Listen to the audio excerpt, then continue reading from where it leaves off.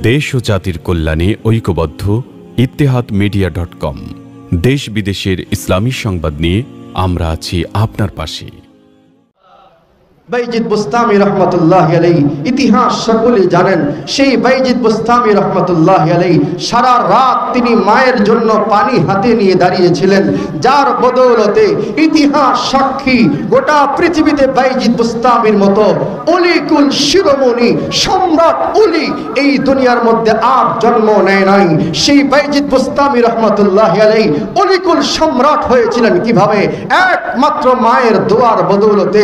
ও দুনিয়ার মুসলমানেরা, খাজা মুঈনুদ্দিন চিশতি রহমাতুল্লাহি আলাইহি, খাজা মুঈনুদ্দিন চিশতি রহমাতুল্লাহি আলাইহি, খাজা মুঈনুদ্দিন চিশতি রহমাতুল্লাহি আলাইহি উপমহাদেশের ভিতরে এত বড় ইসলামের দায়ী ছিলেন, এত বড় আল্লাহ পাকের বুজুর্গ ছিলেন।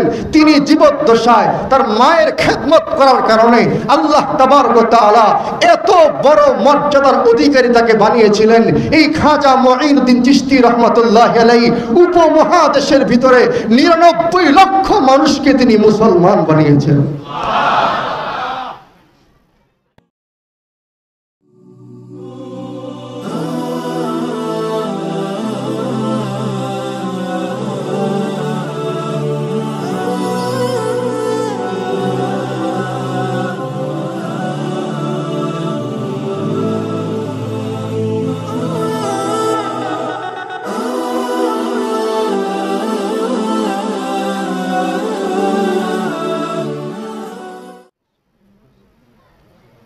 আসসালামু আলাইকুম ওয়া রাহমাতুল্লাহ।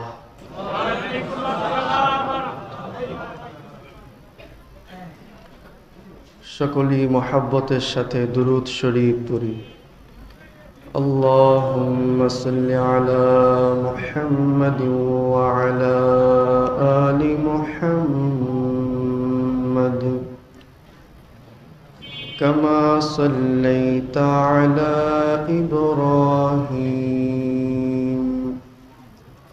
وعلى آل إبراهيم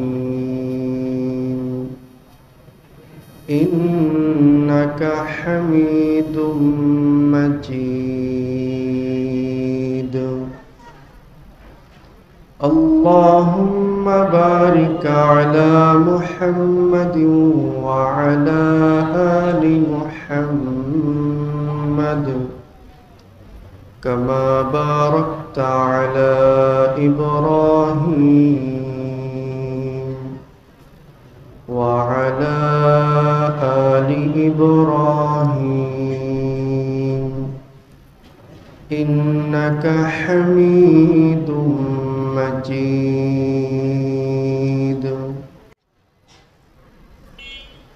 الحمد لله الحمد لله وكفى وسلام على عباده الذين اصطفى الذي أرسله إلى الناس بالحق بشيرا ونذيرا وداعيا إلى الله بإذنه وسراجا منيرا أما بعد فأعوذ بالله من الشيطان الرجيم بسم الله الرحمن الرحيم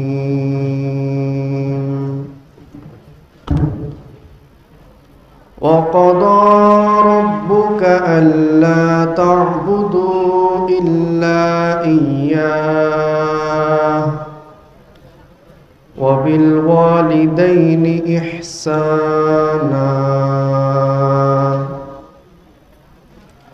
إما يبلغن عندك الكبر أحدهما أو كلاهما فلا تقل لهما أف ولا تنهرهما وقل لهما قولا كريما واخفض لهما جناح الذل من الرحمة وقل رب ارحمهما كما ربياني صغيرا بارك الله لنا ولكم في القرآن العظيم ونفعنا وإياكم بالآيات والذكر الحكيم ونحن على ذلك من الشاهدين والشاكرين والحمد لله رب العالمين সকলেই মহব্বতের সাথে পড়ি বালাগাল উলা বিকামালিহি কাশাফাদ দুজা বিজামালিহি হাসনাত জামিউ খিসালিহি সাল্লু আলাইহি ওয়া আলিহি বালাগাল উলা بكماله كشف الدجى بجماله حسنت جميع خصاله صلوا عليه وآله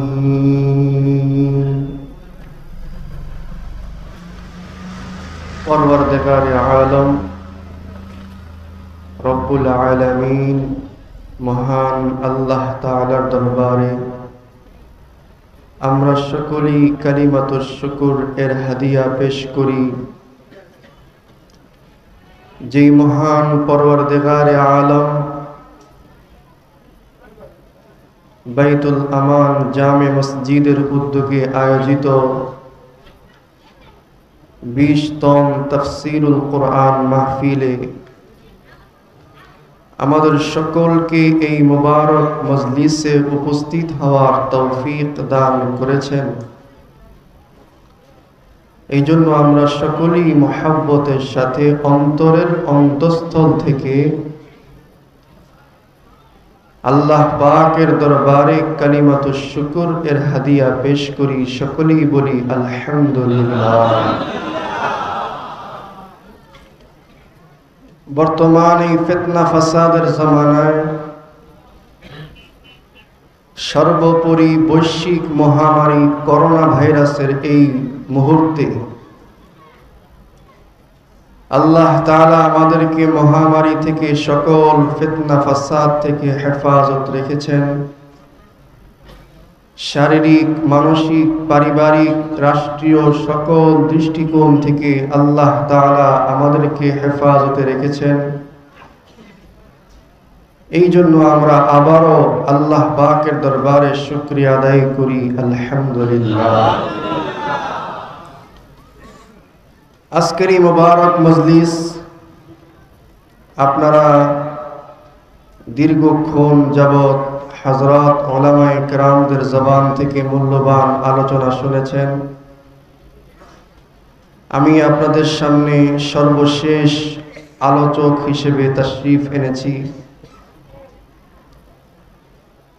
কোরআন এবং হাদিস থেকে এবং গ্রহণযোগ্য ইতিহাস থেকে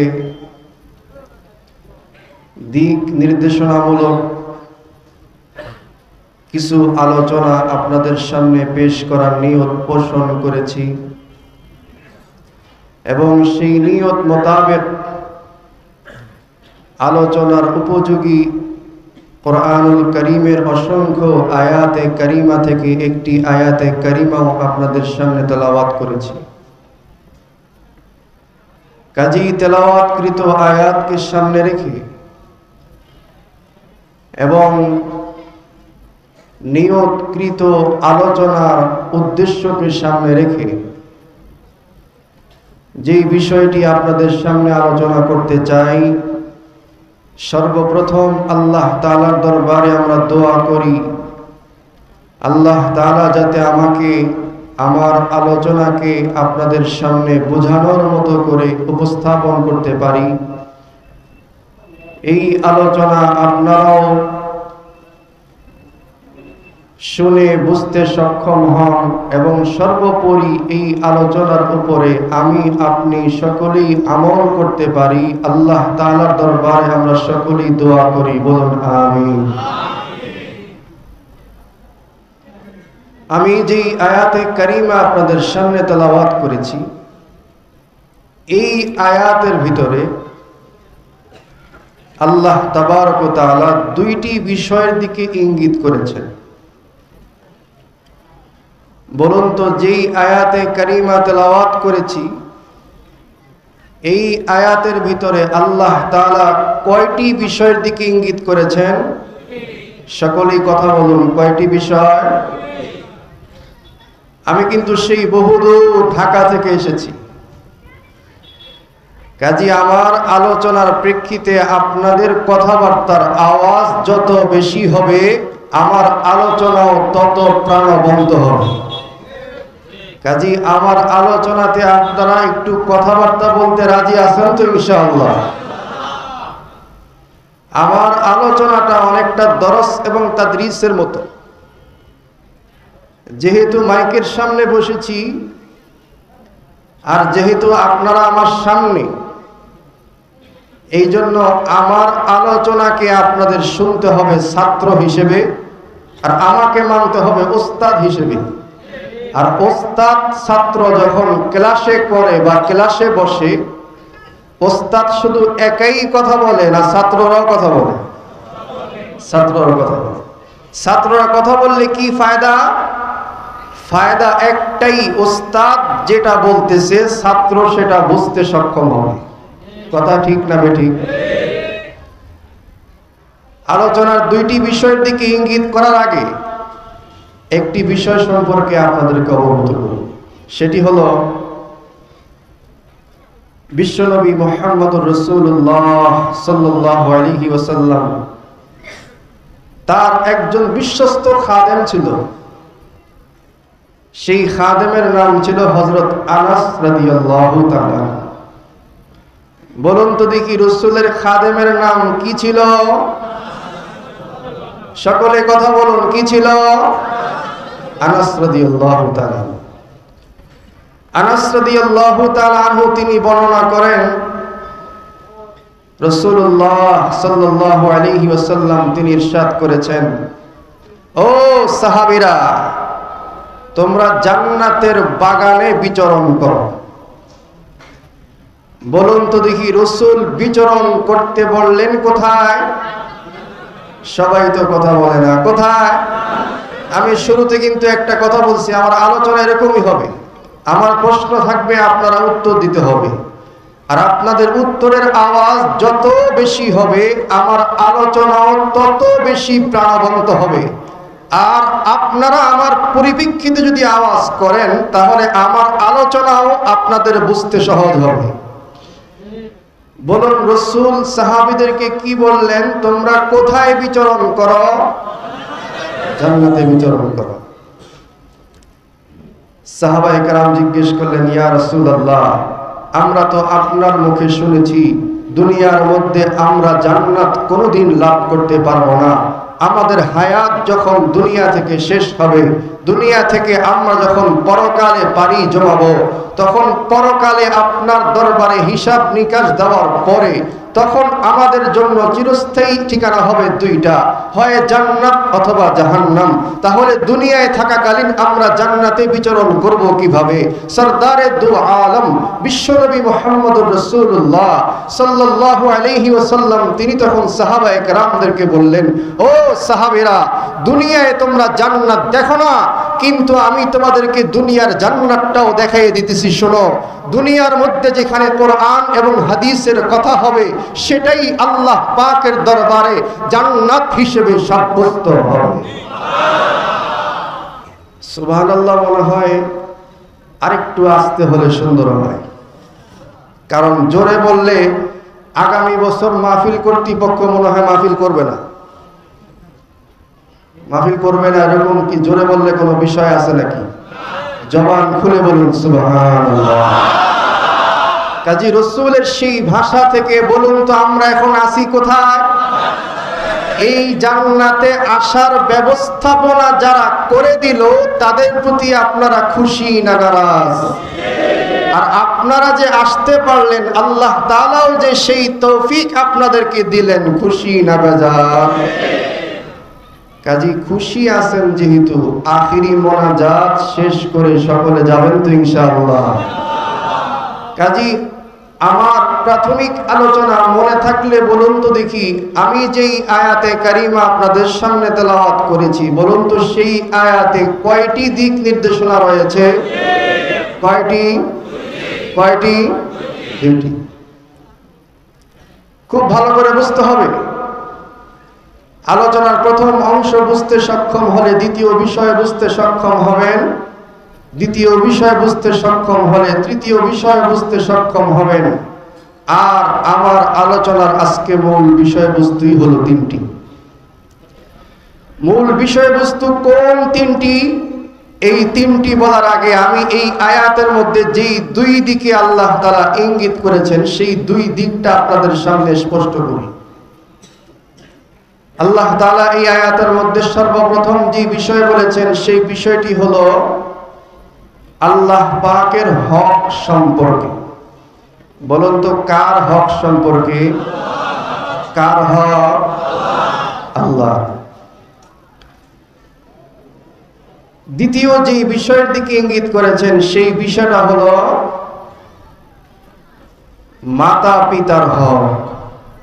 বলুন দ্বিতীয় যে বিষয়ের দিকে ইঙ্গিত করা হয়েছে সেটা কার হক?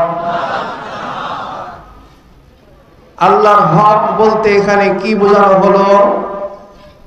আর মাতা পিতার হক বলতে এখানে কি বোঝানো হলো? এই বিষয়টি আমাদের সর্বপ্রথম বুঝতে হবে। আল্লাহর হক সম্পর্কে এখানে বলা হলো মানুষ যাতে আল্লাহ তাআলার ইবাদত করে, কারণ মানুষকে সৃষ্টি করা হয়েছে একমাত্র ইবাদতের জন্য। কাজেই মানুষের আবদিয়ত, মানুষের দাসত্ব এটা একমাত্র প্রকাশিত হয় মানুষের ইবাদতের মাধ্যমে। কাজেই আল্লাহ পাকের হক সম্পর্কে আমরা কি জানলাম? আল্লাহ পাকের হক হলো একমাত্র ইবাদত করব কার? একমাত্র ইবাদত করব কার? আল্লাহ। এই আল্লাহ পাকের হকের পরেই বান্দার হক সবচেয়ে গুরুত্বপূর্ণ। আর বান্দার হকের মধ্যে সবচেয়ে গুরুত্বপূর্ণ হলো মা বাবার হক। এবার বুঝতে হবে মা বাবার হক বলতে কি বোঝায়। আল্লাহ তাআলার হক সম্পর্কে বুঝলাম একমাত্র আল্লাহর ইবাদত করা। এখন বুঝতে হবে আল্লাহর ইবাদতের পরে বান্দার হকের মধ্যে সর্বশ্রেষ্ঠ হক হলো মা বাবার হক। এখন বুঝতে হবে মা বাবার হক বলতে কি বোঝায়। وَقَضَى رَبُّكَ أَلَّا تَعْبُدُوا إِلَّا إِيَّاهُ وَقَضَى رَبُّكَ أَلَّا تَعْبُدُوا إِلَّا إِيَّاهُ وَبِالْوَالِدَيْنِ إِحْسَانًا إِمَّا يَبْلُغَنَّ عِندَكَ الْكِبَرَ أَحَدُهُمَا أَوْ كِلَاهُمَا فلا تقل لهما اف ولا تنهرهما وقل لهما قولا كريما واخفض لهما جناح الذل من الرحمة واخفض لهما جناح الذل من الرحمة وقل رب ارحمهما كما ربياني صغيرا। এই আয়াতের মধ্যে আল্লাহ তাআলা বান্দার হকের মধ্যে সবচেয়ে গুরুত্বপূর্ণ হক মা বাবার হক, এই মা বাবার হক সম্পর্কে আল্লাহ তাআলা আলোচনা করেছেন। মা বাবার হক কি? আল্লাহ তাআলা এই আয়াতের মধ্যে বলেন মা বাবার হক হলো 6টি। বলুন মা বাবার হক কয়টি? 1 নম্বর আল্লাহ তাআলা বলেন মা বাবার সাথে সৎ ব্যবহার করতে হবে। ওয়াবিল ওয়ালিদাইনি ইহসানা, 1 নম্বর হক মা বাবার সাথে সৎ ব্যবহার, ভালো ব্যবহার করতে হবে। বলুন 1 নম্বর মা বাবার প্রতি আমাদের কি হক? মা বাবার সাথে ভালো ব্যবহার করতে হবে না খারাপ ব্যবহার করতে হবে? 2 নম্বর হক হলো ফালা তাকুল লাহুমা উফ। 2 নম্বর হক হলো মা বাবাকে উফ এই শব্দটাও বলা যাবে না। বলুন তো দেখি 2 নাম্বার কি হক? মা বাবাকে উহ এই শব্দটা বলা যাবে না যাবে না? এবার আসুন 3 নাম্বার হক ফালা তানহারহুমা। 3 নাম্বার হক হলো মা বাবাকে ধমক দেওয়া যাবে না। 3 নাম্বার হক থেকে বলুন তো দেখি মা বাবাকে ধমক দেওয়া যাবে না যাবে না? 4 নাম্বার কি হক দেখুন ওয়াকুল লাহুমা কওলান কারীমা। 4 নাম্বার হক হলো মা বাবার সাথে নম্র স্বরে কথা বলতে হবে। বলুন তো 4 নাম্বার হক বুঝে থাকলে মা বাবার সাথে নম্র স্বরে কথা বলবে না উঁচু আওয়াজে কথা বলবে? 5 নাম্বার হক হলো ওয়াকফিদ লাহুমা জানাহাজ যুল্লি মিনার রাহমাহ। 5 নাম্বার হক হলো মা বাবার সামনে আপনি আমি যতই ক্ষমতাবান হই না কেন, যতই বড় শক্তিশালী হই না কেন, যতই বড় নেতৃত্বের অধিকারী হই না কেন, মা বাবার সামনে আমরা নিজেদেরকে সবচেয়ে ছোট হিসেবে পেশ করব। বলুন তো 5 নম্বর হক বুঝে থাকলে মা বাবার সামনে নিজেদেরকে বড় হিসেবে পেশ করব না ছোট হিসেবে? 6 নম্বর হক হলো ওয়াকুর রাব্বিরহামহুমা কামা রাব্বায়ানি সগীরা। 6 নম্বর হক হলো মা বাবার জন্য দোয়া করব। 6 নম্বর হক বুঝে থাকলে বলুন তো দেখি মা বাবার জন্য দোয়া করব না বদদোয়া করব? সকলে তো বলে না দোয়া করব না বদদোয়া করব। এই 6টি হক আল্লাহ তাবারক ওয়া তাআলা এই আয়াতের ভিতরে আমাদের সামনে স্পষ্ট করে দিয়ে আল্লাহ তাবারক ওয়া তাআলা আমাদেরকে এই জিনিসটি বোঝাতে চাচ্ছেন, ও দুনিয়ার মুসলমানেরা, আমি তোমাদেরকে 6টি দিক নির্দেশনা দিলাম একমাত্র মা বাবা সম্পর্কে। এর কারণ হলো মা বাবার হক আমি আল্লাহ তাআলার কাছে যেরকম বেশি, কাজেই সেই মা বাবার হক তোমরাও বেশি করে আদায় করবে। সুবহানাল্লাহ, একটু আসতে বলেন। কাজী আল্লাহ পাকের সাউন্ডটা কমে গেল কোনো ভাই? সাউন্ডটা কমে গেল। কাজী আমাদের এই আয়াতের পরিপ্রেক্ষিতে আমরা কি বুঝলাম? আল্লাহ তাবারক ওয়া তাআলা এই আয়াতের মধ্যে মা বাবার হক সম্পর্কে আমাদেরকে বুঝালেন।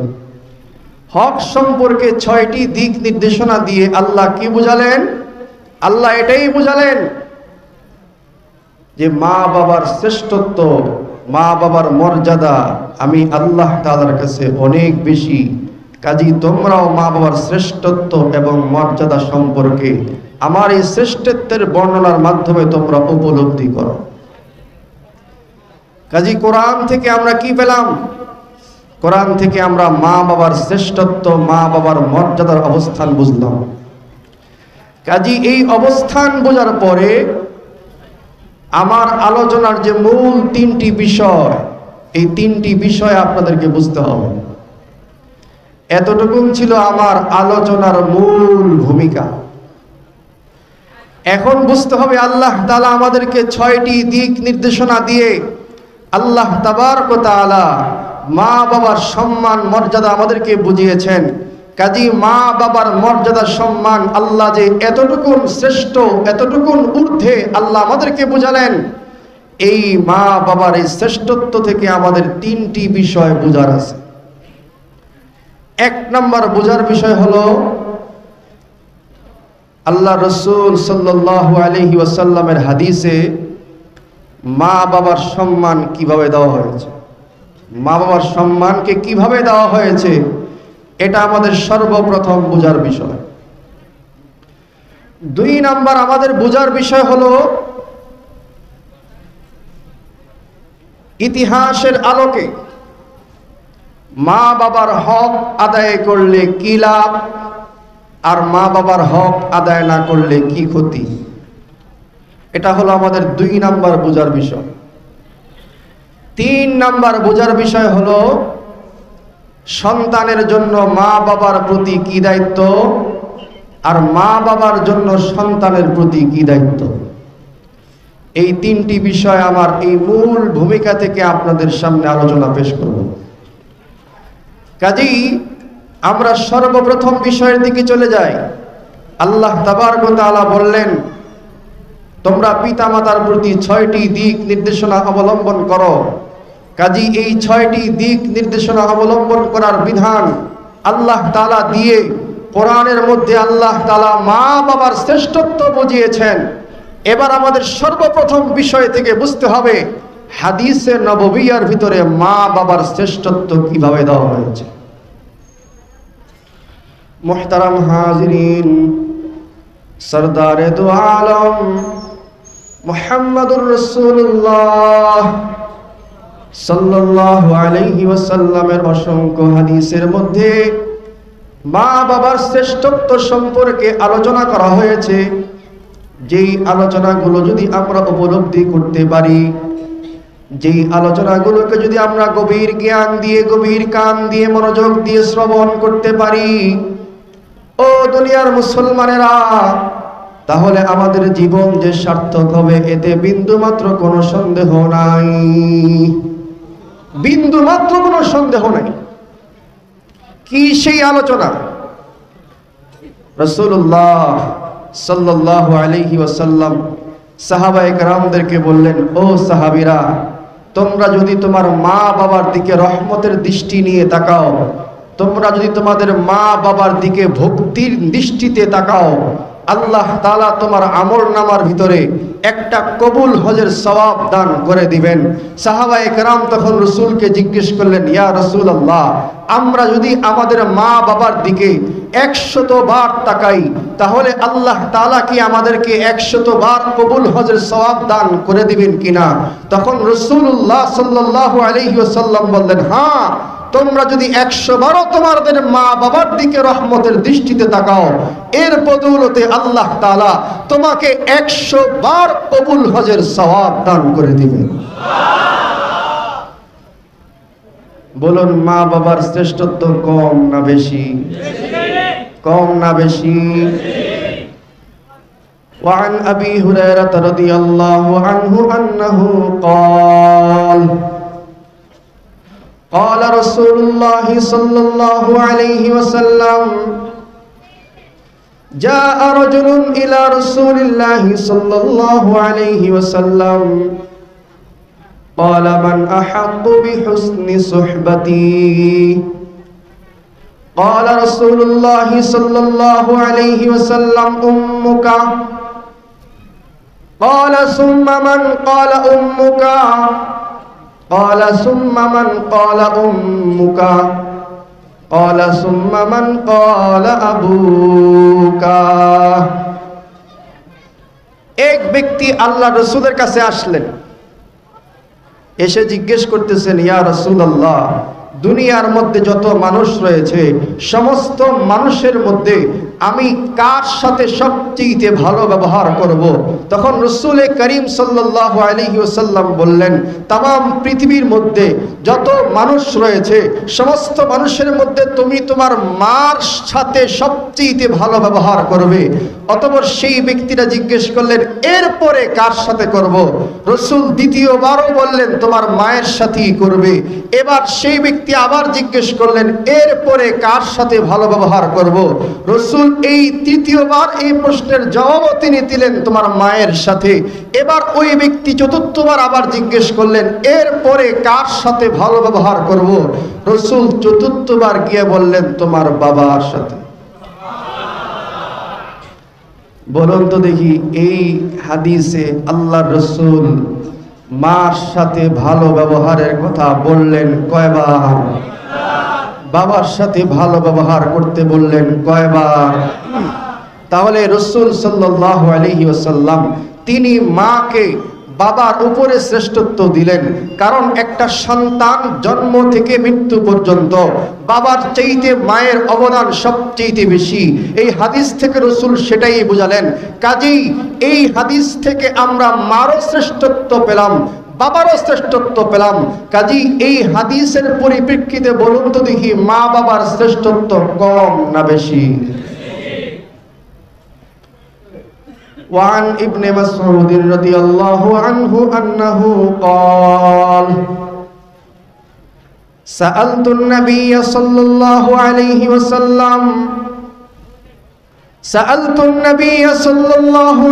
وسلم أي العمل أحب إلى الله أي العمل أحب إلى الله قال رسول الله صلى الله عليه وسلم الصلاة على وقتها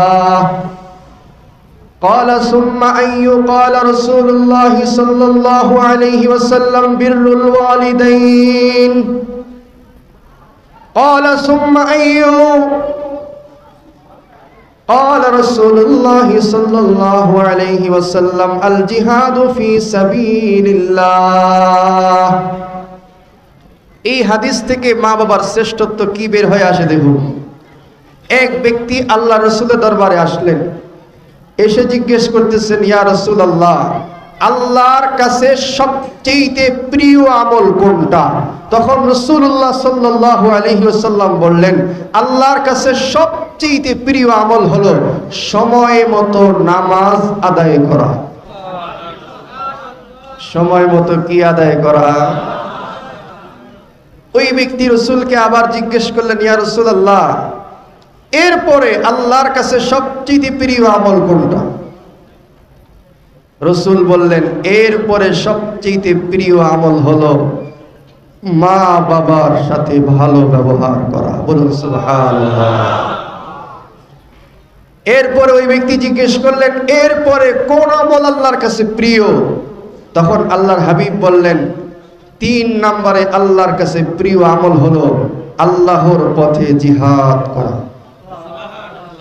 কাজী এই হাদিস থেকেও আমরা পেলাম আল্লাহ তাআলার কাছে প্রিয় আমল নামাজের পরপরই মা বাবার সাথে ভালো ব্যবহার। এটাই হলো আল্লাহর কাছে প্রিয় আমল। নামাজের পরেই আল্লাহ তাআলা মা বাবার সাথে ভালো ব্যবহারের আমলকে আল্লাহ রাসূল সবচেয়ে বেশি প্রাধান্য দিয়েছেন। আল্লাহ তাবারক ওয়া তাআলা তিনিও সবচেয়ে বেশি প্রাধান্য দিয়েছেন। বলুন তো এই হাদিস থেকে আমরা কি পেলাম? মা বাবার শ্রেষ্ঠত্ব কম না বেশি? মুহতারাম হাজিরিন, আল্লাহর পয়গম্বর মুহাম্মদ আরবি সাল্লাল্লাহু আলাইহি ওয়াসাল্লাম মা বাবার শ্রেষ্ঠত্ব কতটুকু তিনি আরেকটি হাদিসের আলোকে উম্মতে মুসলিমাকে বুঝিয়েছেন। আল্লাহর পয়গম্বর বলেন, রিদার রাব্বি ফি রিদাল ওয়ালিদি ওয়া সাখতুর রাব্বি ফি সাখতিল ওয়ালিদ। আল্লাহর পয়গম্বর বলেন, ও দুনিয়ার মুসলমানেরা, আল্লাহ পাকের সন্তুষ্টি যদি চাও তাহলে আল্লাহ পাকের সন্তুষ্টি একমাত্র পিতামাতার সন্তুষ্টির মধ্যেই লুকায়িত রয়েছে। আল্লাহ পাকের অসন্তুষ্টি যদি চাও, তাহলে পিতামাতার অসন্তুষ্টির মধ্যেই আল্লাহ পাকের অসন্তুষ্টি লুকিয়ে রয়েছে।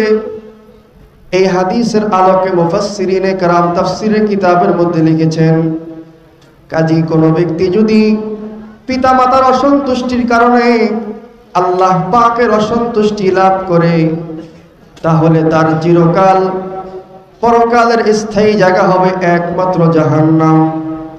আর যদি দুনিয়ার বুকে কেউ পিতামাতার সন্তুষ্টি করার কারণে আল্লাহ পাকের সন্তুষ্টি অর্জন করে, তাহলে পরকালে তার চিরস্থায়ী জায়গা হবে একমাত্র জান্নাত। তাহলে এতটুকু যে আমরা আলোচনা করলাম,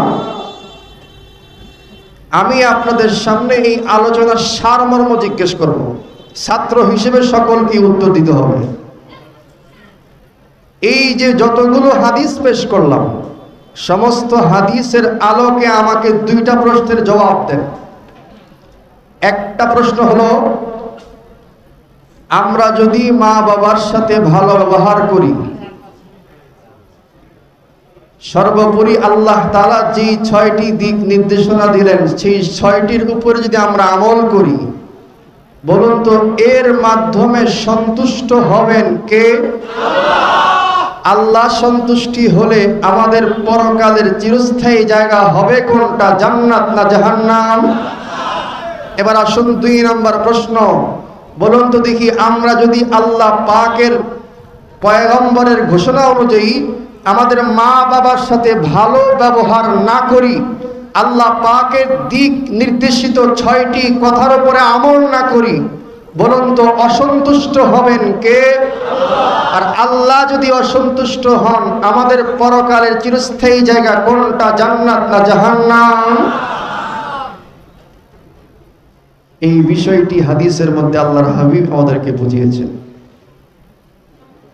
এবার আমাদের বুঝতে হবে, মা বাবার সাথে ভালো আচরণ করলে এত পরিণাম, জান্নাত ছাড়া আর কোনো পরিণাম নাই।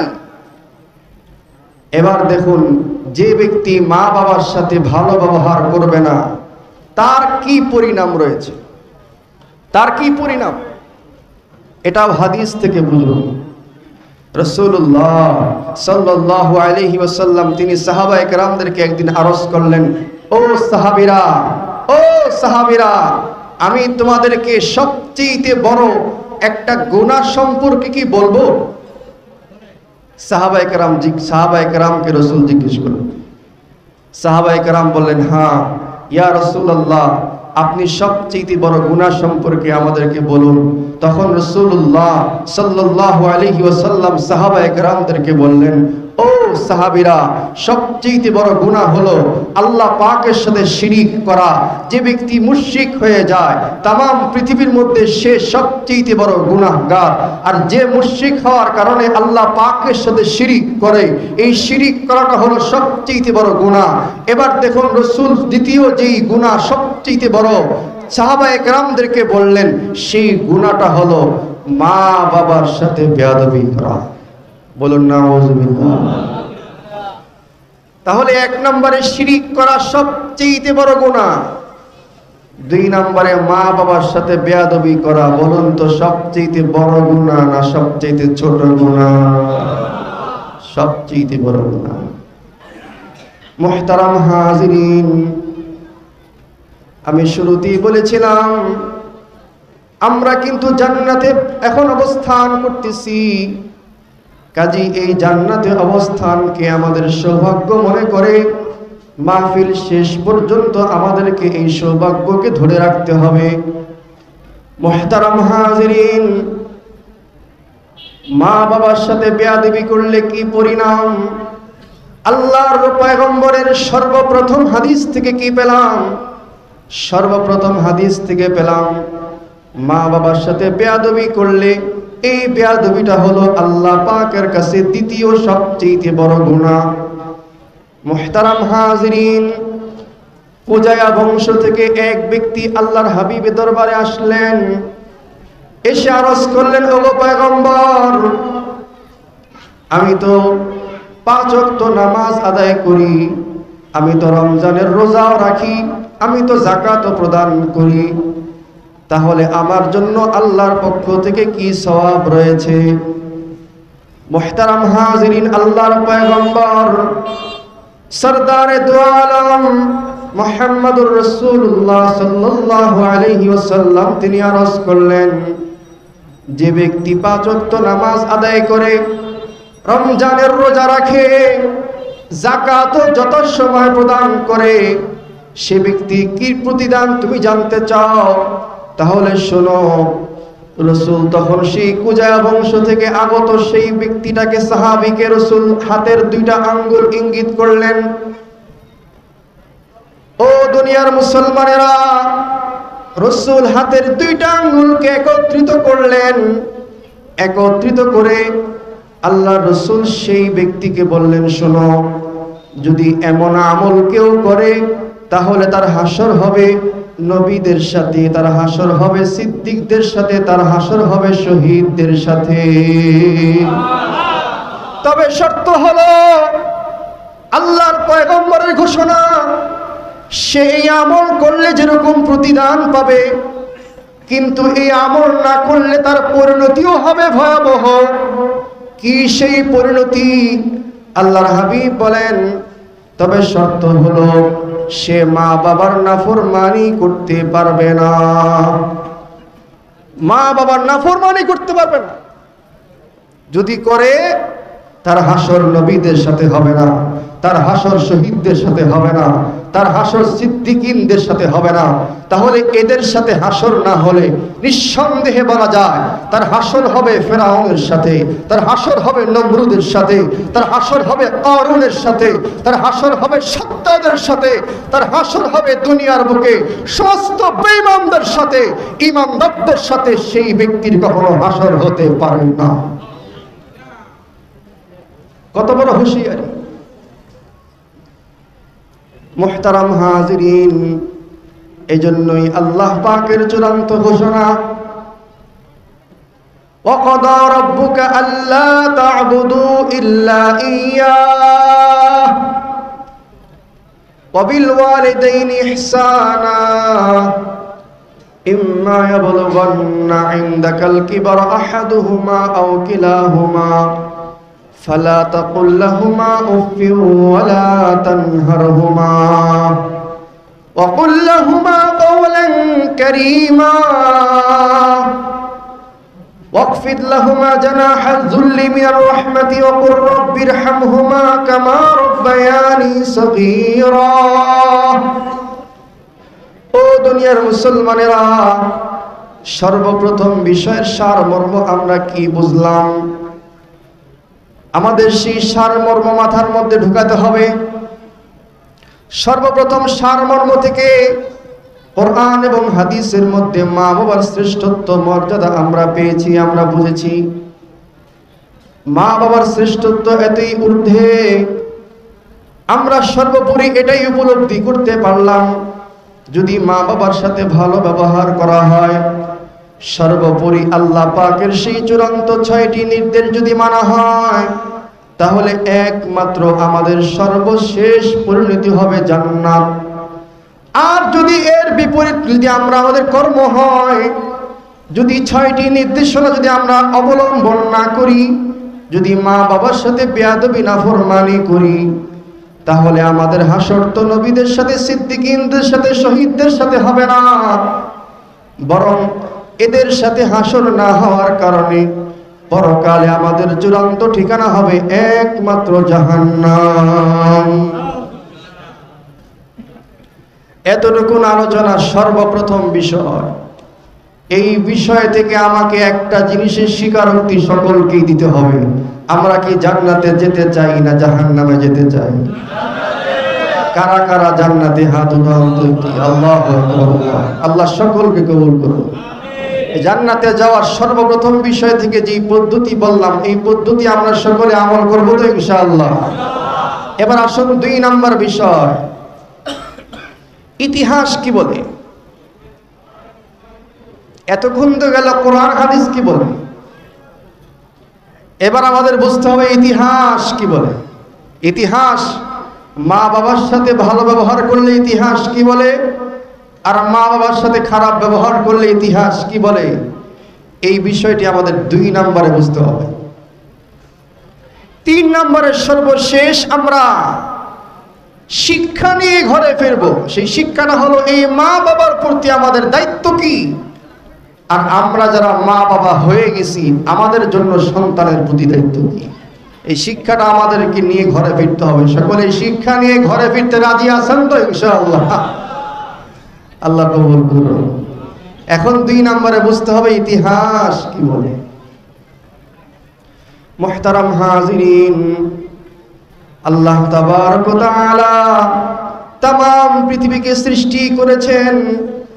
সেই আল্লাহ তাআলার কাছে 2টা ফোঁটা সবচেয়ে বেশি দামি। কয়টা ফোঁটা? কথা বলেন, আবার সবাই ঝিমে গেল নাকি? কয়টা ফোঁটা? কথা না বললে আমি আলোচনা শেষ করে দিই, দোয়া করে দিই। কি বলে আলোচনা শেষ করে দিব? আল্লাহ পাকের কাছে 2টা ফোঁটা সবচেয়ে দামি। মুহতারাম হাজিরিন, কোন সেই 2 ফোঁটা? 1 নম্বর ফোঁটা হলো রক্তের ফোঁটা। যেই ফোঁটাটা জিহাদের ময়দানে মুজাহিদদের রশরি থেকে ঝরে যায় আল্লাহ পাকের দুনিয়ায় আল্লাহ পাকের দ্বীনকে বুলন্দ করার জন্য। 2 নম্বর ফোঁটা হলো বান্দার চোখের পানির ফোঁটা। এই চোখের পানির ফোঁটাটা যখন গভীর রজনীতে আল্লাহ পাকের ভয় যখন মানুষের চোখ থেকে বের হয়, এই ফোঁটাটা আল্লাহ পাকের কাছে সবচেয়ে দামি ফোঁটা। সুবহানাল্লাহ, সবচেয়ে দামি ফোঁটা। সরদারে দো আলম আল্লাহর হাবিব ইরশাদ করেন, 3 ব্যক্তির দোয়া কখনো বিফলে যায় না। কয় ব্যক্তির দোয়া? 1 নম্বর হলো যেই ব্যক্তি মাজলুম ব্যক্তির দোয়া কখনো আল্লাহর দরবার থেকে ফেরত আসে না। 2 নম্বর হলো মুসাফির ব্যক্তি। যে ব্যক্তি মুসাফির তার দোয়াও আল্লাহর দরবার থেকে ফেরত আসে না। 3 নম্বর হলো মা বাবার দোয়া। মা বাবা যখন দোয়া করে সেই দোয়াও আল্লাহর দরবার থেকে ফেরত আসে না, অর্থাৎ যেই দোয়া করে সেই দোয়াই আল্লাহ তাআলা কবুল করে নেন। মুহতারাম হাজিরিন, আল্লাহর পয়গম্বর হযরত মুসা আলাইহিস সালাতু ওয়াস সালাম, তার বিশেষ একটি বৈশিষ্ট্য হলো আল্লাহর পয়গম্বর তিনি আল্লাহ পাকের সাথে তিনি সরাসরি তুর পাহাড়ে কথা বলতে পারতেন। আল্লাহর পয়গম্বরের এই বৈশিষ্ট্য নিয়ে আল্লাহর পয়গম্বর মুসা আলাইহিস সালাতু ওয়াস সালাম একবার আল্লাহকে জিজ্ঞেস করতেছেন, আল্লাহ, জান্নাতে আমার সাথে কে থাকবে? আমি তাকে একটু দেখতে চাই। মুহতারাম হাজিরিন, আল্লাহর পয়গম্বর মুসা আলাইহিস সালাতু ওয়াস সালামকে বললেন, ওগো পয়গম্বর, অমুক গ্রামে অমুক শহরে তুমি যাও, সেখানে গিয়ে দেখবে একটা কসাই ব্যক্তি রয়েছে, সেই কসাই ব্যক্তিটাই তোমার সাথে জান্নাতে থাকবে। মুহতারাম হাজিরিন, আল্লাহর পয়গম্বর মুসা আশ্চর্য হয়ে গেলেন, একজন কসাই আমার সাথে জান্নাতে সাথী হবে। আল্লাহর পয়গম্বর মুসা আলাইহিস সালাতু ওয়াস সালাম তিনি ভাবলেন, এই কসাই ব্যক্তিটা কোন আমল করে, এই আমল সম্পর্কে আমাকে একটু জানতে হবে। মুহতারাম হাজিরিন, আল্লাহর পয়গম্বর মুসা আলাইহিস সালাতু ওয়াস সালাম সেই কসাই ব্যক্তির খোঁজে পাশের শহরে চলে গেলেন। তার কাছে গিয়ে সারাদিন তার কাছে থাকলেন, কিন্তু এমন কোন বিশেষ কোন আমল আল্লাহর পয়গম্বরের চোখে পড়ে নাই যেই আমলের কারণে এই ব্যক্তিটা মুসা আলাইহিস সালাতু ওয়াস সালামের সাথে জান্নাতে সাথী হতে পারে। ওই ব্যক্তিটা সন্ধ্যাবেলা বাড়ির দিকে রওনা করলো। আল্লাহর পয়গম্বর মুসা আলাইহিস সালাতু ওয়াস সালাম সেই কসাই ব্যক্তির পিছু নিলেন, সে কি আমল করে সেই আমলটা দেখার জন্য।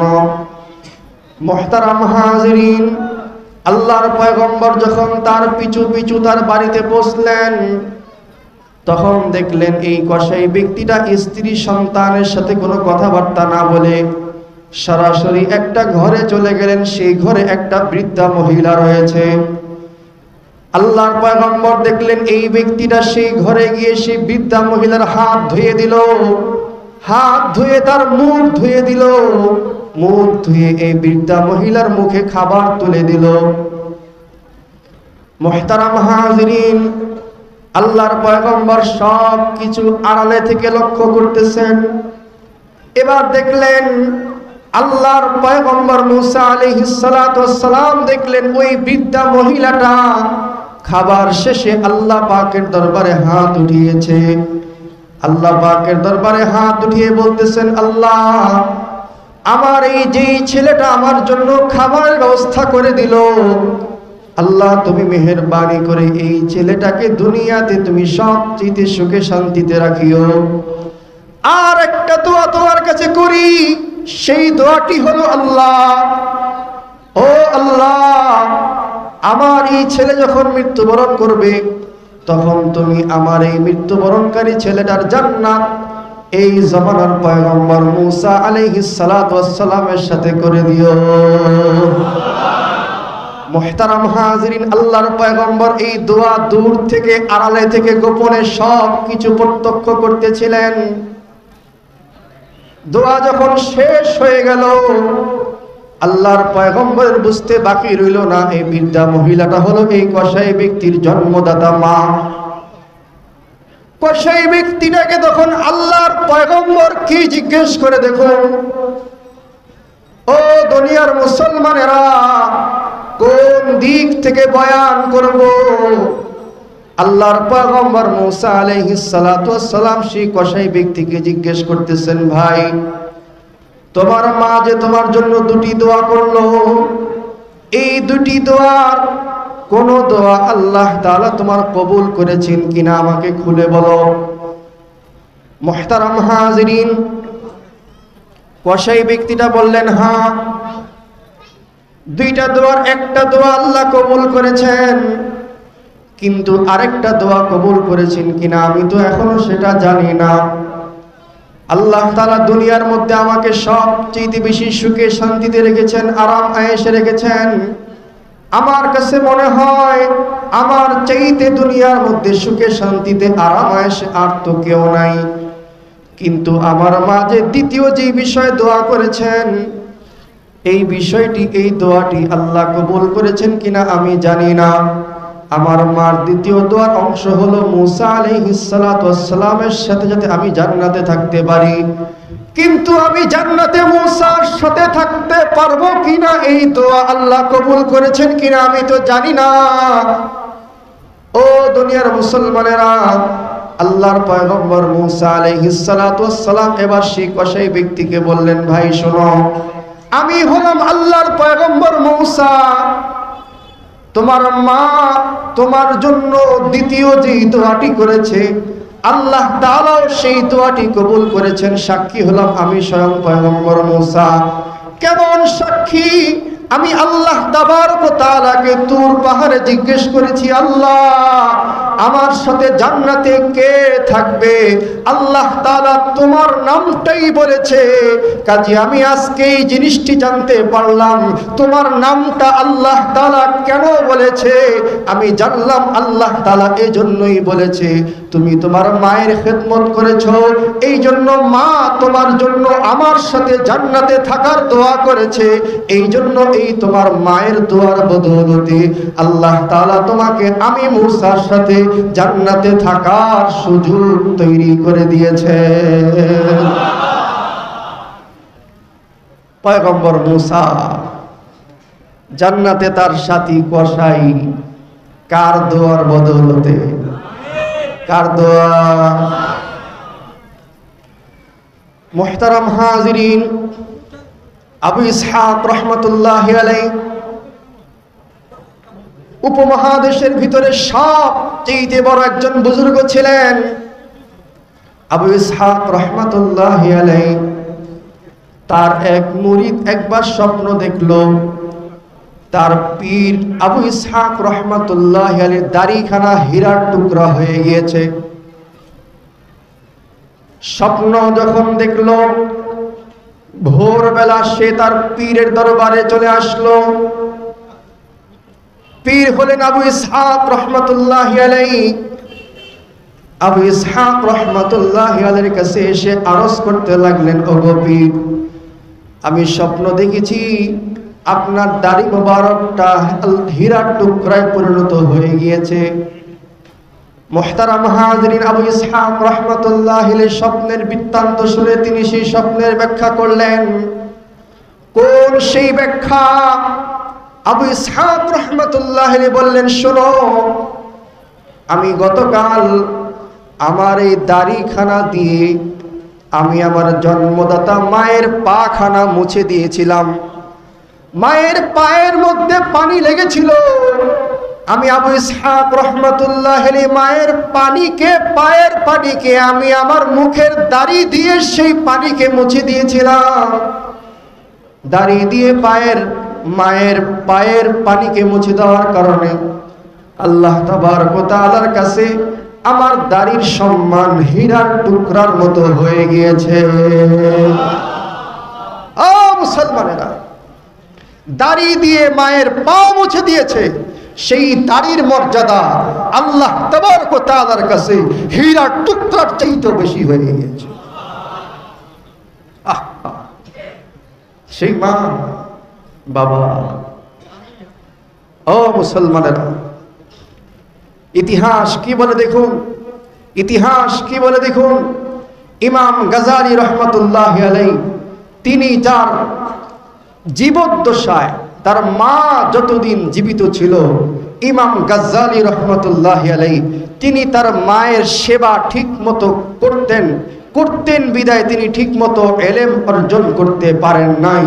কিন্তু যখন তার মা ইন্তেকাল করলো, ইমাম গাজ্জালী রহমাতুল্লাহ আলাইহি তার মায়ের খেদমতে, তার মায়ের দোয়ার বদৌলতে ইলম অর্জন করার সময় না পাওয়ার পরেও, মায়ের ইন্তেকালের পরে ইমাম গাজ্জালী রহমাতুল্লাহ আলাইহি সেই জামানার সবচেয়ে বড় ইলমের অধিকারী হয়ে গিয়েছিলেন। বাইজিদ বুস্তামি রহমাতুল্লাহ আলাইহি ইতিহাস সকলে জানেন। সেই বাইজিদ বুস্তামি রহমাতুল্লাহ আলাইহি সারা রাত তিনি মায়ের জন্য পানি হাতে নিয়ে দাঁড়িয়েছিলেন, যার বদৌলতে ইতিহাস সাক্ষী গোটা পৃথিবীতে বাইজিদ বুস্তামির মতো অলিকুল শিরোমণি সম্রাট অলি এই দুনিয়ার মধ্যে আর জন্ম নেয় নাই। সেই বাইজিদ বুস্তামি রহমাতুল্লাহ আলাইহি অলিকুল সম্রাট হয়েছিলেন কিভাবে? একমাত্র মায়ের দোয়ার বদৌলতে।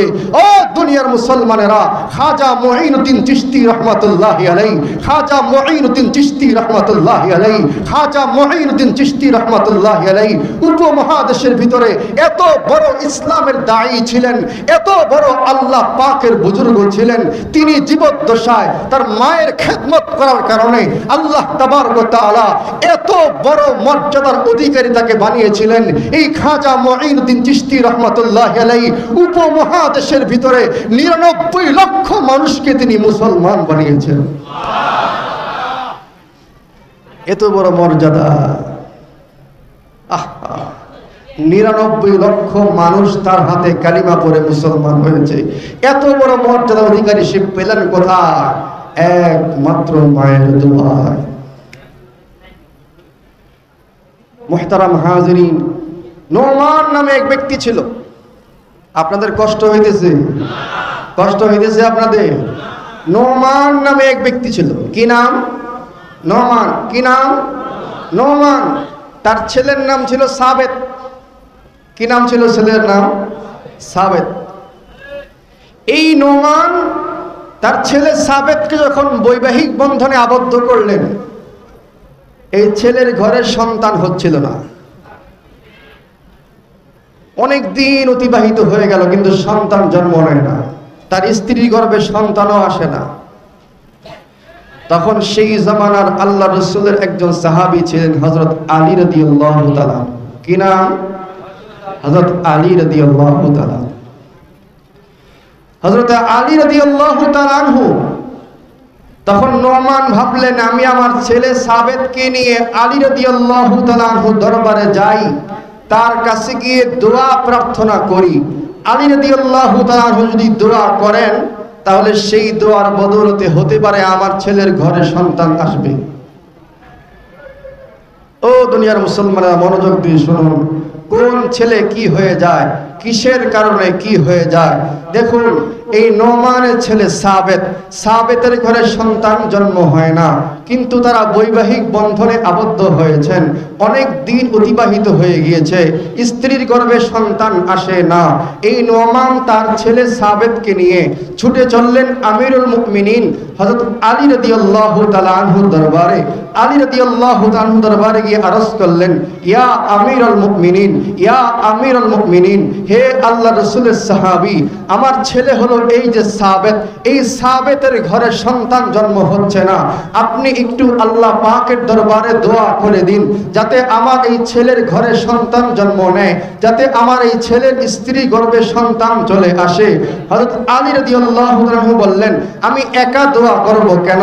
আপনি তার জন্মদাতা বাবা যেহেতু সাথে আছেন, আপনিও দোয়া করুন, আপনি আমি দুইজনে একসাথে দোয়া করি। আমার মুসলমান ভাইয়েরা, সেই আলী রাদিয়াল্লাহু আনহু সেই নোমানের ছেলে সাবেতকে সাথে নিয়ে, এবং নোমান এই সাবেতের জন্মদাতা বাবা নোমানকে সাথে নিয়ে আল্লাহ পাকের দরবারে হাত উঠালেন দোয়া করার জন্য। উদ্দেশ্য হলো সেই সাবেতের ঘরে যাতে সন্তান জন্ম নেয়। এই দোয়ার মধ্যে অংশগ্রহণ করলো কে? আল্লাহ রাসূলের সাহাবী। এই দোয়ার মধ্যে অংশগ্রহণ করলো কে? এই সাবেতের জন্মদাতা বাবা নোমান। এই নোমান আর আলী রাদিয়াল্লাহু আনহু আল্লাহ পাকের জন্য কাছে এই আবেদন করলেন, আল্লাহ এই সাবেতের ঘরে সন্তান জন্ম দাও। এই দোয়ার বদৌলতে আল্লাহ তাবারক ওয়া তাআলা এই সাবেতের ঘরে একজন সন্তানকে প্রেরণ করলেন। এই সন্তান যখন দুনিয়ায় ভূমিষ্ঠ হলো, এই সন্তানের নামকে বাবার নামের সাথে মিল রেখে নোমান রাখা হলো। তাহলে বংশ পরম্পরাতে তার নাম হয়ে দাঁড়ায় নোমান ইবনে সাবেত ইবনে নোমান। এই নোমান বড় হয়ে সেই পিতা আর আলী রাদিয়াল্লাহু আনহুর দোয়ার বদৌলতে তার মাকাম কোথায় গিয়েছিল দেখুন। একটা বার সেই জিনিসটি গভীর উপলব্ধি দিয়ে শুনুন। এই নোমান ইবনে সাবেত ইবনে নোমান তার মাকাম তার বাবা আর আলী রাদিয়াল্লাহু তাআলা আনহুর দোয়ার কারণে এতই উঠতে গিয়েছিল, আল্লাহ রাসূলের সেই খাদেম সাহাবী আনাস রাদিয়াল্লাহু তাআলা আনহুর সাথে এই নোমানের সাক্ষাৎ হয়েছিল। আল্লাহ রাসূলের সেই সাহাবী থেকে এই নোমান ইলম অর্জন করেছেন, বিদ্যা অর্জন করেছেন, জ্ঞান অর্জন করেছেন, সোহবত অর্জন করেছেন, পাণ্ডিত্য অর্জন করেছেন। পাণ্ডিত্য অর্জন করে এই নোমান ইতিহাসের বিখ্যাত চারজন ইমামের একজন ইমামে পরিণত হয়েছেন। আর তিনি হলেন ইমামে আজম আবু হানিফা রাহমাতুল্লাহি আলাইহি। উপমহাদেশের ভিতরে যত চারজন বিখ্যাত ইমাম, আমরা যে ইমামের অনুসরণ করি, ইমামে আজম আবু হানিফা, তার ইতিহাস তালাশ করে দেখুন, তার নামটাই হলো নোমান, আর তার বাবার নাম হলো সেই নোমান। নোমানের ঘরের ছেলে হলো সাবেত, সাবেতের ঘরের ছেলে হলো নোমান। এই নোমান ইবনে সাবেত ইবনে নোমান বড় হয়ে বাবার দোয়ার বদৌলতে এই আনাস রাদিয়াল্লাহু আনহু থেকে ইলম অর্জন করে এই উম্মতে মুসলিমার জন্য 13 লক্ষ মাসআলা তৈরি করেছে। কত লক্ষ মাসআলা? কার দোয়ার বদৌলতে? বাবা। কার দোয়া? বাবা। ও দুনিয়ার মুসলমান, এই বাবার দোয়ার বদৌলতে কি হতে পারে দেখলেন তো? মার দোয়ার বদৌলতে কি হতে পারে দেখলেন তো? সামান্য দাড়ি হীরার টুকরায় পরিণত হয়ে যায়। তাহলে মার দোয়ার কি দাম? যেই ঘরে সন্তান জন্ম নেয় না, সেই সন্তান জন্ম নিয়ে উম্মতে মুসলিমার জন্য 13 লক্ষ মাসআলা বের করে। কিসের বদৌলত? বাবার দোয়ার বদৌলত। ও মুসলমানেরা, যে ব্যক্তি মুসা আলাইহিস সালাতু ওয়াস সালামের সাথে জান্নাতে থাকার কোনো যোগ্যতা নাই, অথচ সে জান্নাতে থাকার যোগ্যতা অর্জন করলো কিভাবে? একমাত্র মায়ের দোয়ার বদৌলত। মুহতারাম হাজিরিন, সর্বশেষ একটি ইতিহাসকে উদ্ধৃতি করে আমি আমার সর্বশেষ আলোচনার বিষয়বস্তুর দিকে চলে যাব। মা বাবার সাথে হক আদায় করলে কি পরিণতি? পয়গম্বর মুসা আলাইহিস সালাতু ওয়াস সালামের একটি দৃষ্টান্ত দিয়ে বুঝালাম। আবু ইসহাক রাহমাতুল্লাহি আলাইহি একটি দৃষ্টান্ত দিয়ে বুঝালাম। নোমান ইবনে সাবিত ইবনে নোমান ইমামে আজম আবু হানিফা রাহমাতুল্লাহি আলাইহি দৃষ্টান্ত দিয়ে বুঝালাম। এবার আসুন আমরা বুঝি মা বাবার সাথে বেয়াদবি করলে কি পরিণাম, ইতিহাস কি বলে। আল্লাহর পয়গম্বরের এক সাহাবী হযরত আলকামা রাদিয়াল্লাহু তাআলা আনহু, আলকামা রাদিয়াল্লাহু তাআলা আনহু তিনি অনেক বড় আল্লাহর রাসূলের দানশীল সাহাবী ছিলেন। তার এত দানের প্রসিদ্ধ ছিল, সেই মদিনার জমিনে সমস্ত সাহাবায়ে কেরামরা আলকামাকে চিনত দানশীল সাহাবী হিসেবে। মুহতারাম হাজিরিন, হযরত আলকামা রাদিয়াল্লাহু তাআলা আনহু যখন তিনি অন্তিম শয্যায় চলে গেলেন, যখন তার হায়াত শেষ হয়ে যাবে এমন অবস্থা যখন চলে আসলো, হযরত আলকামা রাদিয়াল্লাহু তাআলা আনহু তার জবান থেকে কালিমা উচ্চারণ হচ্ছিল না, জবান থেকে কালিমা বের হচ্ছিল না। তার স্ত্রী ভাবলেন, আলকামার জবান থেকে যদি কালিমা বের না হয় তাহলে আলকামা রাদিয়াল্লাহু তাআলা আনহু তো বেঈমান অবস্থায় দুনিয়া থেকে মৃত্যুবরণ করবে। আর যদি সে বেঈমান অবস্থায় মৃত্যুবরণ করে তাহলে তো সে আল্লাহর রাসূলের সাহাবী ভূষিতে আর সে ইস্তেকামত থাকতে পারবে না। মুহতারাম হাজিরিন, স্ত্রী তখন ছুটে চললেন সরদারে দু আলমের দরবারে। ও দুনিয়ার মুসলমানেরা, খুব গভীর মনোযোগ দিয়ে শুনুন, মা বাবার সাথে বেয়াদবির কি পরিণতি হতে পারে। স্ত্রী ছুটে চললেন আল্লাহর হাবিবের দরবারে। আল্লাহর হাবিব মসজিদে নববীতে বসা।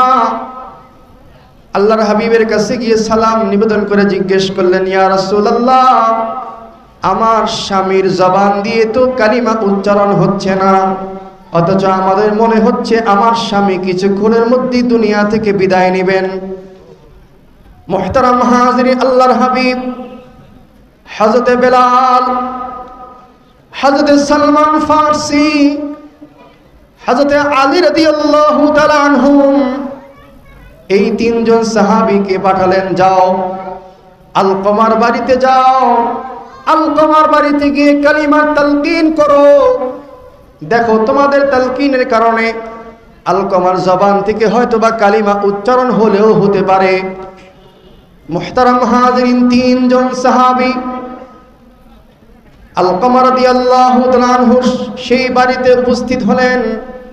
তার কাছে গিয়ে তার পাশে বসে তাকে কালিমার তালকিন দিতে লাগলেন, যাতে তারা কালিমা তালকিন শুনে আলকামাও কালিমা পাঠ করে আর ঈমানদার অবস্থায় মৃত্যুবরণ করতে পারে। মুহতারাম হাজিরিন, কিন্তু কোনোভাবেই তিনজন সাহাবী তালকিন করার পরেও সেই আলকামার জবান থেকে কালিমা বের করতে পারতেছে না। হযরত আলী রাদিয়াল্লাহু তাআলা আনহু হযরত বেলালকে ডাক দিলেন, বেলাল, এখনই আল্লাহর রাসূলের দরবারে তুমি আবার যাও, গিয়ে বলো, ইয়া রাসূলুল্লাহ, আমরা তালকিন করেও তো আলকামার জবান থেকে কালিমা বের করতে পারতেছি না। মুহতারাম হাজিরিন, হযরত আলকামা রাদিয়াল্লাহু তাআলা আনহু সেই অবস্থা, আর হযরত আলী রাদিয়াল্লাহু তাআলা আনহুর এই বক্তব্যকে সাথে নিয়ে বেলাল ছুটে চললেন মদিনায় আল্লাহর রাসূলের দরবারে। আল্লাহর রাসূলের দরবারে গিয়ে বললেন, ইয়া রাসূলুল্লাহ, আমরা তিনজন সাহাবী তালকিন করেও তো আলকামার জবান থেকে কালিমা বের করতে পারতেছি না। মুহতারাম হাজিরিন, আল্লাহর হাবিব বেলালকে জিজ্ঞেস করলেন, বেলাল, এই আলকামার ঘরে তার মা বাবা জীবিত আছে কিনা? বেলাল বললেন, ইয়া রাসূলুল্লাহ, বাবা তো জীবিত নাই, কিন্তু তার মা জীবিত রয়েছে। সরদারে দু আলম বললেন, বেলাল, তুমি সেই আলকামার মার কাছে যাও, মার কাছে গিয়ে আবেদন করো সে যাতে আমার কাছে আসে। আর সে যদি আমার কাছে না আসে তাহলে আমি সরদারে দু আলম স্বয়ং তার কাছে যাব।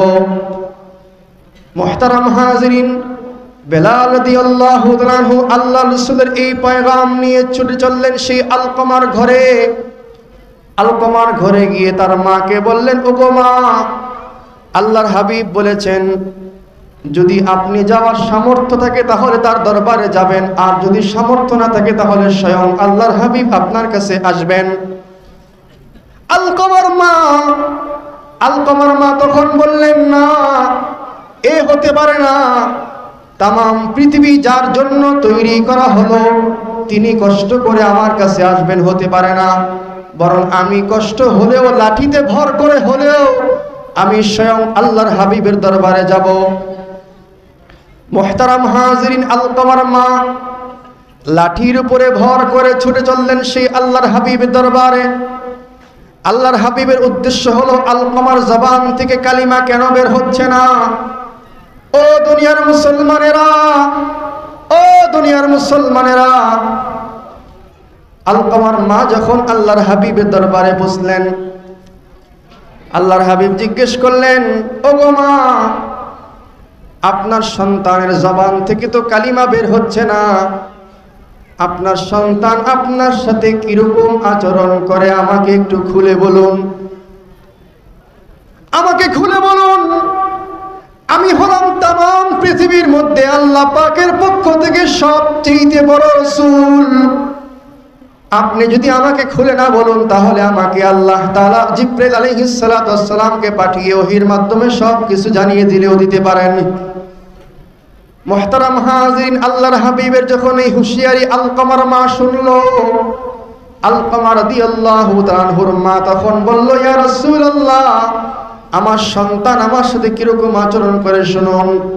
আমার সন্তান ঠিক মতো ইবাদত বন্দিগি করে, নামাজ রোজা হজ যাকাত সব কিছুই করে, কিন্তু আমার সাথে প্রত্যেকটা কাজে বেয়াদবি করে, আমাকে প্রত্যেকটা কাজে ধমক দেয়, আমার সাথে ভালো আচরণ করে না, আমাকে অনেক কষ্ট দেয়।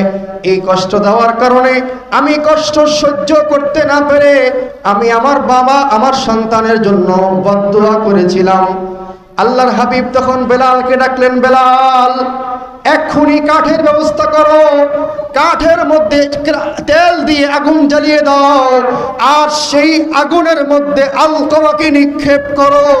আগুনের মধ্যে আলকমা যদি এই মুহূর্তে নিক্ষিপ্ত না হয় তাহলে আলকমা সে তো বেঈমান হয়ে মৃত্যুবরণ করবে, কারণ সে তো তার মায়ের বদদুয়ার কারণে তার জবান থেকে কালিমা বের হচ্ছে না। মুহতারাম হাজিরিন, আলকমার মা আল্লাহ রসুলের দরবারে, আল্লাহ রসুল যখন কাঠকে আগুন ধরানোর প্রস্তাব দিলেন, আলকমার মা তখন বললেন, ইয়া রাসূলুল্লাহ, আমার সন্তান আমার সামনে আগুনে পুড়বে আর আমি সেটা সচক্ষে দেখব, এরকম হৃদয় তো আমার ভিতরে নাই। আমার সন্তান আগুনে পুড়বে, আমি সেটা সচক্ষে অবলোকন করব, এরকম মায়া, এত মায়া সন্তানের প্রতি আমার, আমি এটা কিভাবে সহ্য করব?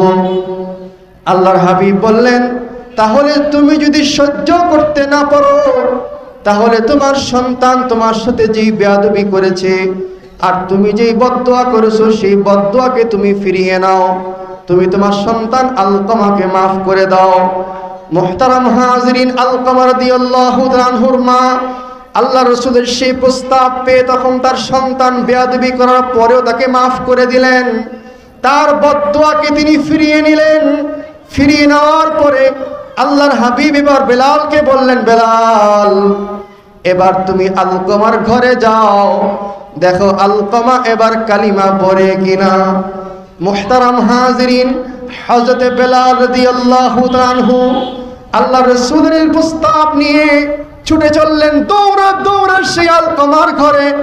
আলকমার ঘরে গিয়ে যখন পৌঁছলেন, আলকমা রাদিয়াল্লাহু তাআলা আনহু তখন দেখতে পারলেন বেলাল দেখতেছেন আলকমা লা ইলাহা ইল্লাল্লাহু মুহাম্মাদুর রাসূলুল্লাহ এই কালিমা পড়তে পড়তে দুনিয়া থেকে বিদায় নিয়েছে। ও মুসলমানেরা, মার সাথে বেয়াদবি করেছে, মা বদদোয়াও করেছে। পরিণতি কি হয়েছিল? মরণের সময় কালিমা নসিব হচ্ছিল না। আবার যখন মা বদদোয়া ফিরিয়ে নিলেন, যখন সন্তানকে মাফ করে দিলেন, বিনিময়ে কি হলো? সন্তান তখন কালিমা পড়ে ঈমানের সাথে মৃত্যুবরণ করল। তাহলে মুফাসসিরিনে কেরাম এই ঘটনার উদ্ধৃতি দিয়ে লিখেছেন, যদি কেউ মা বাবার সাথে নাফরমানি বেয়াদবি করে, আল্লাহ পাকের সেই 6টি দিক নির্দেশনা যদি কোনো মুসলমান না মানে, তাহলে এমনও হতে পারে তারও মৃত্যুর সময় কালিমা নসিব হবে না। কালিমা নসিব না হলে সে বেঈমান অবস্থায় মৃত্যুবরণ করবে। আর যদি সে আল্লাহ পাকের নির্দেশনা অনুযায়ী 6টি বিষয় অবলম্বন করে, তাহলে সে কালিমা নিয়ে ঈমান অবস্থায় মৃত্যুবরণ করবে। وَقَضَى رَبُّكَ أَلَّا تَعْبُدُوا إِلَّا إِيَّاهُ وَقَضَى رَبُّكَ أَلَّا تَعْبُدُوا إِلَّا إِيَّاهُ وَبِالْوَالِدَيْنِ إِحْسَانًا إِمَّا يَبْلُغَنَّ أَحَدُهُمَا أَوْ كِلَاهُمَا فَلَا تَقُل لَّهُمَا أُفٍّ وَلَا تَنْهَرْهُمَا وَقُل لَّهُمَا قَوْلًا كَرِيمًا واخفض لهما جناح الذل من الرحمة وقل رب ارحمهما كما ربياني صغيرا। এবার আসুন আমরা 3 নম্বর বিষয় চলে যাই। 3 নম্বর বিষয় কি বলেছিলাম? মা বাবার প্রতি সন্তানের কি দায়িত্ব, আর সন্তানের প্রতি মা বাবার কি দায়িত্ব। এই সর্বশেষ এই শিক্ষাটা আমরা নিতে প্রস্তুত আছি তো ইনশাআল্লাহ? কারা কারা প্রস্তুত আছি? আল্লাহ কবুল করুন। এই শিক্ষাটা নিয়ে আমরা আখিরি মোনাজাত করে ঘরে ফিরবো।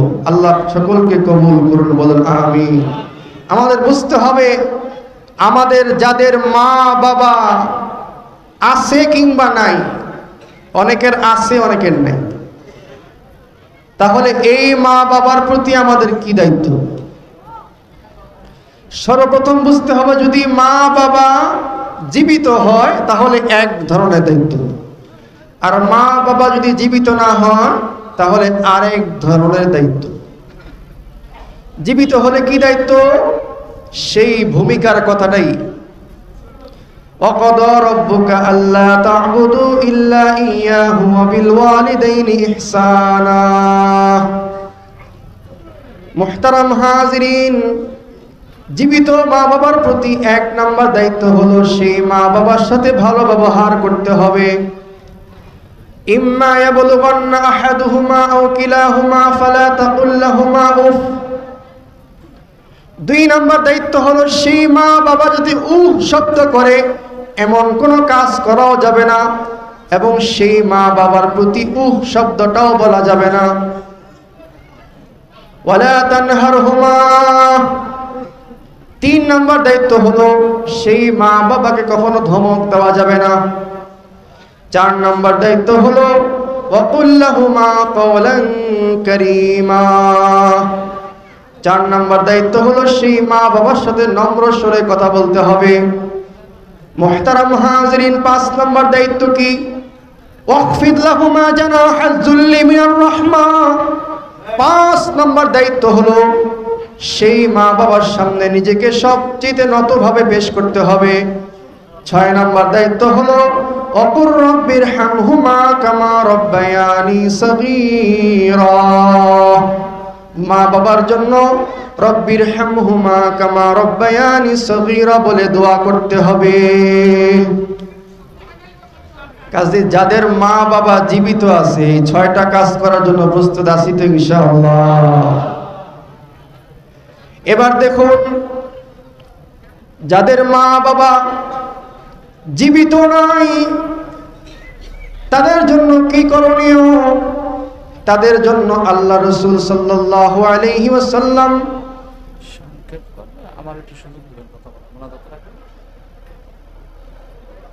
যাদের মা বাবা জীবিত নাই তাদের জন্য কি করণীয়? রাসূলুল্লাহ সাল্লাল্লাহু আলাইহি ওয়াসাল্লাম হাদিস শরীফের মধ্যে ইরশাদ করেন, এক নাম্বার করণীয় হলো তার জন্য সবচেয়ে বেশি বেশি দোয়া করা। দোয়ার ভাষাও আল্লাহ তাআলা শিখিয়ে দিয়েছেন, রব্বির হামহুমা কামা রব্বায়ানি সগীরা, রব্বানা গফিরলি ওয়া লিওয়ালিদাইয়া ওয়া লিল মুমিনিনা ইয়াওমা ইয়াকুমুল হিসাব। এই দোয়া শব্দ আল্লাহ তাআলা কোরআনে শিক্ষা দিয়েছেন কেন? যাদের মা বাবা দুনিয়াতে নাই তারা যাতে এই দোয়া করে মা বাবার জন্য দোয়া করতে পারে। দোয়ার আরেক পদ্ধতি হলো নিজে কোনো আমল করে, নামাজ পড়ে, দান সদকা করে, নিজে কোনো তাসবিহ তাহলিল কোরআন তেলাওয়াত করে সেই সওয়াবটা মৃত মা বাবার রূহের মাগফিরাতের নিয়তে পাঠাইয়া দেওয়া, এটাও হলো দোয়ার আরেকটা নিয়ম। দোয়ার 3 নাম্বার পদ্ধতি হলো, ও দুনিয়ার মুসলমানেরা, দোয়ার 3 নাম্বার পদ্ধতি হলো মা বাবা দুনিয়াতে যাদের সাথে চলাফেরা করত, তাদের যে সমস্ত আত্মীয় স্বজন বন্ধু বান্ধব রয়েছে সকলের সাথে আমাদেরকেও সদাচরণ করতে হবে। এদের সাথেও যদি সদাচরণ করি তাহলে জীবিত মা বাবার সাথে সদাচরণ করলে যেই লাভ, যেই সওয়াব, আল্লাহ তাআলা সেই সওয়াব আমাদেরকেও দান করে দিবে, আমাদেরকেও দান করে দিবে। এবার আমাদের বুঝতে হবে, আমরা যারা মা বাবা হয়ে গেছি, সন্তান যাদের আছে, আমাদের জন্য সন্তানের প্রতি কি দায়িত্ব?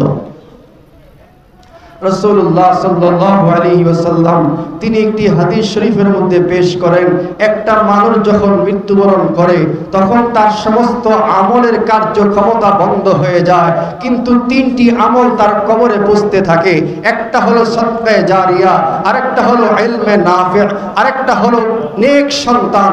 যার নেক সন্তান আছে, এই নেক সন্তানের বদৌলতে, নেক সন্তান যে কর্ম করে সমস্ত কর্মের সওয়াব যেই মৃত মা বাবার কবরে পৌঁছে দেওয়া।